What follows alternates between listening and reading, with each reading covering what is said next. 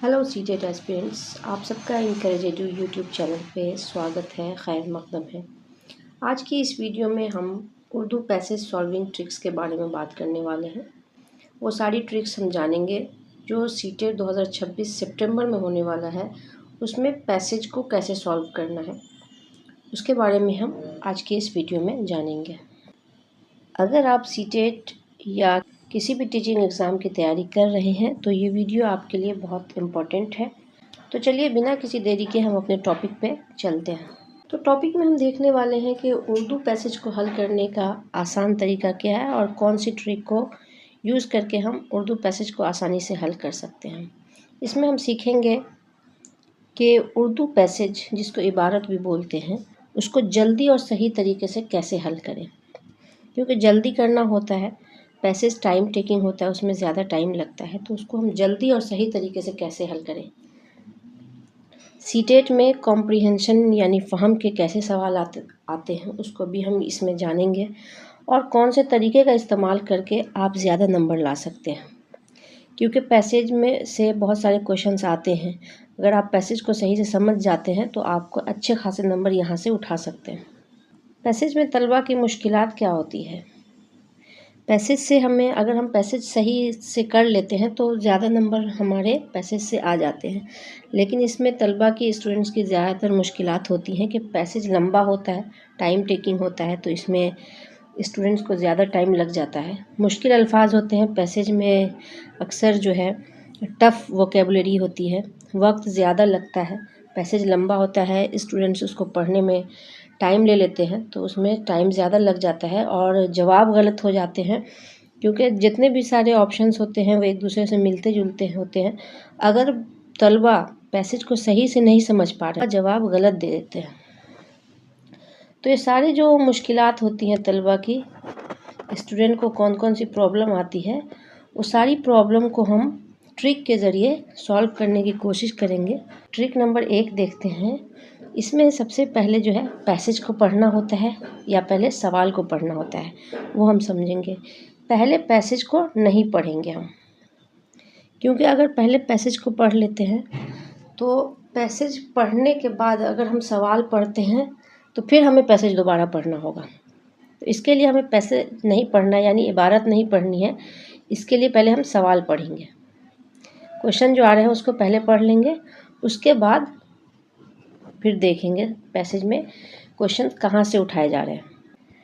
Trick number 2 है, keywords को underline करेंगे। पैसेज में जो कीवर्ड्स हैं, जैसे नाम है, जगह है, या कोई वक्त है, कोई डेट दिया गया है, या कोई ऐसा ख़ास लफ्ज़ है, उसको अंडरलाइन कर लेंगे पहले।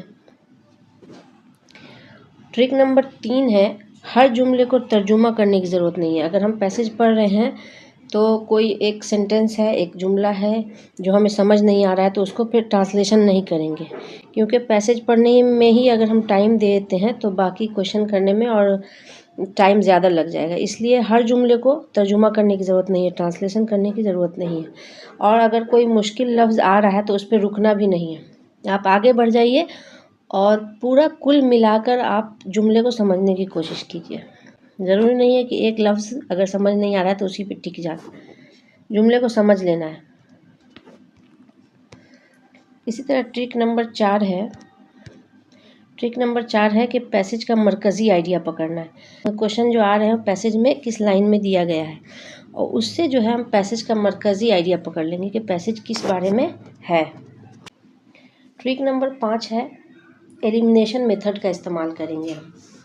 मतलब एक सवाल दिया गया है, सवाल में 4 ऑप्शंस होते हैं। 4 ऑप्शंस में एक तो हम देखेंगे कि ऑप्शंस में कौन सा ऑप्शन पैसेज से लिया गया है और कौन सा ऑप्शन पैसेज में नहीं है।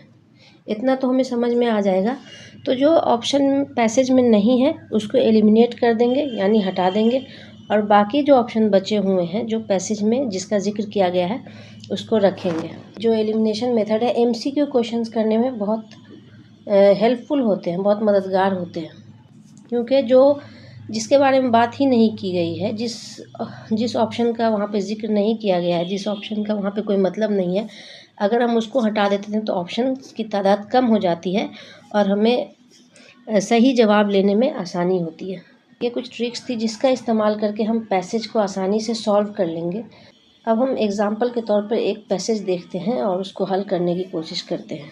तो सवाल में यहाँ दिया गया है कि बारिश कम होने की वजह क्या है, और ऑप्शन में है जंगलात का कटना, जानवरों का शिकार, गर्मी का ज़्यादा होना या आबादी का बढ़ना। 4 ऑप्शंस हैं। अब पूछ रहा है कि बारिश कम होने की वजह क्या है। तो सबसे पहले हम देखेंगे, जैसे सवाल किया कि बारिश कम होने की वजह क्या है, तो हम पैसेज में जाएंगे, उसके बाद देखेंगे कि बारिश की बात कहाँ पर की गई है, किस लाइन में की गई है। तो हमारी बढ़ती हुई आबादी के लिए पानी की फराहमी मुश्किल मसला है। जंगलों के कट जाने और मौसमों में तब्दीली की वजह से बारिश कम हो रही है। यहाँ हम इसको अंडरलाइन कर लेंगे कि बारिश की बात की गई है। तो बारिश किस वजह से कम हो रही है? जंगलों के कट जाने और मौसमों में तब्दीली की वजह से बारिश कम हो रही है। और यहाँ ऑप्शन में क्या था? जंगलात का कटना, जानवरों का शिकार, गर्मी का ज़्यादा होना या आबादी का बढ़ना। तो जंगलात का कटना था, तो ऑप्शन नंबर 1 जो है इसका सही जवाब होगा। इस तरह से अगर हम सवालात हल करते हैं तो टाइम कम लगेगा। ज़्यादातर स्टूडेंट्स करते हैं कि पैसेज पहले पूरा पढ़ लेते हैं, उसके बाद सवाल पढ़ते हैं, फिर सवाल में जो ऑप्शन है उसको फिर पैसेज में ढूंढते हैं, इससे ज़्यादा टाइम लगता है। अगला सवाल है, ज़ेर ज़मीन पानी क्यों खुश्क हो रहा है? ज़मीन के अंदर का पानी क्यों सूख रहा है? तो बड़ी बड़ी इमारतें बनवाने से, बोरोवेल्स के पास खुदाई से, सीनतें लगाने से या कारखानों के गंदे पानी से। तो ज़ेर ज़मीन पानी क्यों खुश्क हो रहा है? हम पैसेज में देखेंगे पानी खुश्क होने की कहाँ पर बात की गई है। तो यहाँ पर है कि ज़ेर ज़मीन पानी बोरोवेल्स की पास खुदाई से खुश्क हो रहा है। तो यहाँ पर दिया गया है ऑप्शंस में, या दूसरे ऑप्शन में है बोरोवेल्स की पास खुदाई से पानी जो है ज़ेर ज़मीन पानी खुश्क हो रहा है। तो ऑप्शन नंबर 2 इसका सही जवाब होगा। अगला सवाल देख लेते हैं, नई सीनतें कहाँ पर खुल रही हैं? मतलब नई फैक्ट्री या इंडस्ट्री कहाँ पर खुल रही हैं? गांव के अंदर, शहरी आबादी के करीब, जंगलों के नज़दीक या समुंदर के करीब। तो सीनतें, जहाँ पर सीनत की बात होगी वहाँ पे हम लाइन में देख लेंगे किस लाइन में सीनत की बात की गई है। सीनती तरक्की की राह पर गामजन, नए नए कारखाने शहरी आबादी के करीब खुल रहे हैं। तो ऑप्शन नंबर